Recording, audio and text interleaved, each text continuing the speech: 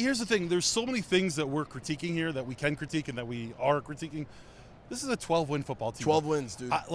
I think preseason you predicted 9. I predicted 10, or maybe you were at 8 or 9. I thought I was at 8. And I was at 10. And I think even I thought I might have been a little too bullish on it.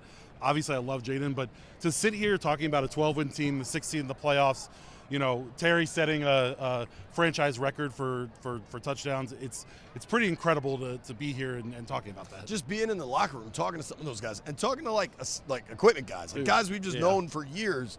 The smiles and the enjoyment of it all it's pretty damn cool. And you know what? It would have been cool even if it was 11. And, right, of course. And today was week 8, but it's just way better than continue with to a win. finish. And dude, there is something to.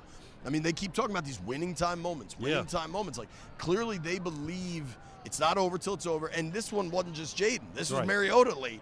And Dallas is playing nobody, and Trey Lance stinks. And this Micah Parsons had 2 sacks on the first drive. I hope everybody here is listening. You got to retool this entire organization, Dallas. You're not about winning championships. You're about selling sponsorships, and that's okay if that's what you choose that's where you're at.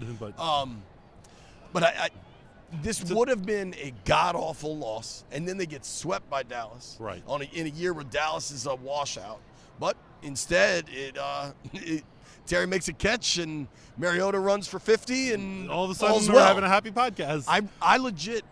I did not have a single game ball until that last drive. Yeah. I don't know if you did. Not having wasn't Giannis, one to have. I talked to him for a second in the locker room. I was like, was it tough not playing in this one? He's like, hell yeah. I really wanted to be out there.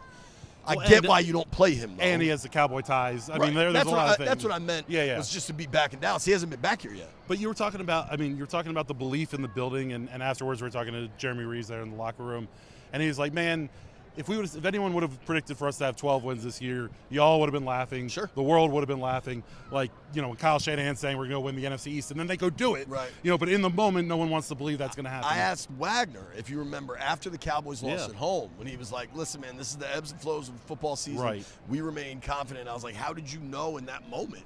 He's like, man, I've known all season. Like, these guys are just resilient. And that's what Revo was saying. He's like, man, we don't talk about wins and losses in the building, at least preseason. We weren't talking expectations, wins and losses, all those things. He's like, but from day one, Dan Quinn set the standard, and Dan Quinn has been talking about the winning moments and making sure that when it counts the most, we're at our best.